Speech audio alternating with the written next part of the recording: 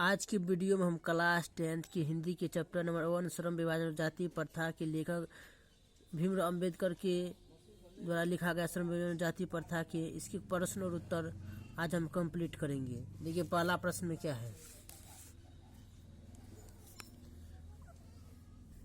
लेखक किस विडंबना की बात करता है, विडंबना का स्वरूप क्या है, यह है क्वेश्चन। इसका आंसर देखिए। आधुनिक युग में भी जातिवाद का पोषण होना, इसके पोषकों की कमी नहीं होना, इस तरह की प्रथा को बढ़ावा देना लेखक के विचार से विडंबना माना गया है।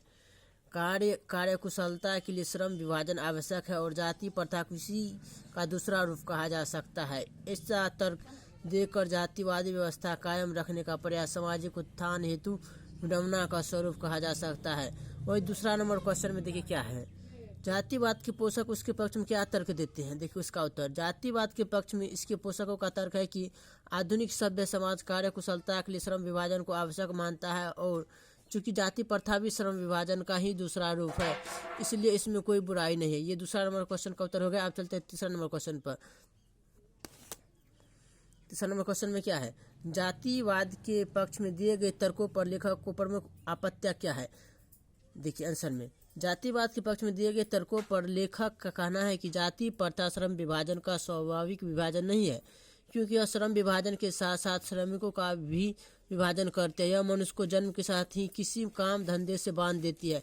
इसी कारण मनुष्य अपनी रुचि और क्षमता के अनुसार काम का चुनाव नहीं कर पाता है। साथ ही समाज में ऊंच नीच का भेदभाव भी जन्म लेता है। अतएव यह विभाजन सर्वथा अनुचित है। अब चलते हैं चौथा नंबर क्वेश्चन पर। जाति भारतीय समाज में श्रम विभाजन का स्वाभाविक रूप क्यों नहीं कही जा सकती है। उत्तर में देखिए। भारतीय समाज में जाति श्रम विभाजन का स्वाभाविक रूप नहीं कही जा सकती है, क्योंकि यह मनुष्य की रुचि पर आधारित नहीं है।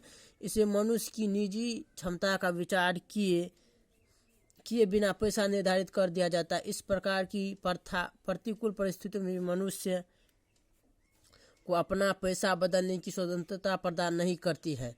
अब चलते 5वां नंबर क्वेश्चन पर। जाति प्रथा भारत में बेरोजगारी का एक प्रमुख और प्रत्यक्ष कारण कैसे बनी हुई है। उत्तर में देखिए। जाति प्रथा मनुष्य को जीवन भर के लिए एक ही पैसे में बांध देती है। भले ही पैसा अनुपयुक्त या अपर्याप्त होने के कारण वह भूखों मर जाए। आधुनिक युग में श्रम विभाजन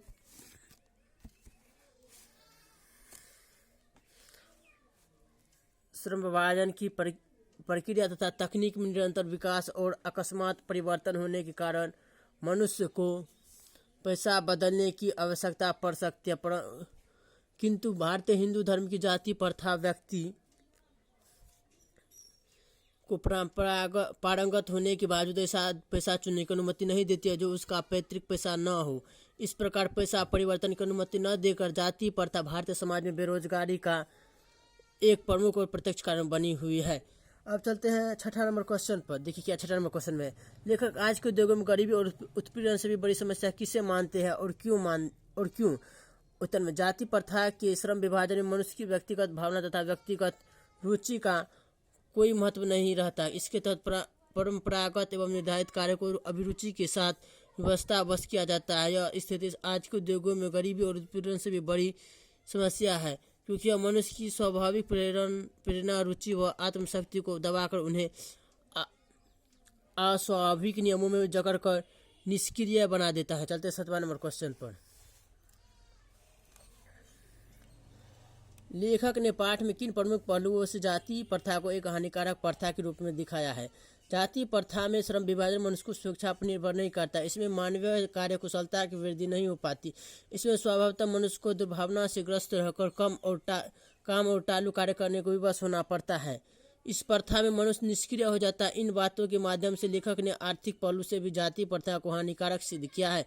साथ ही ऐसी प्रथा में समता भातृत्व एवं स्वतंत्रता नहीं होता है, जिससे समझा जा सकता है कि जाति प्रथा रचनात्मक पहलू से भी हानिकारक है। चलते हैं 8वां नंबर क्वेश्चन पर।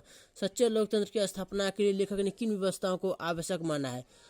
लोकतंत्र मूलतः सामूहिक जीवनचर्या की रीति तथा समाज की समृद्ध अनुभवों के आदान प्रदान का नाम है। सच्चे लोकतंत्र की स्थापना के लिए समरसता भातृत्व एवं स्वतंत्रता आवश्यक है। सामाजिक जीवन ऐसी होना चाहिए कि जिसमें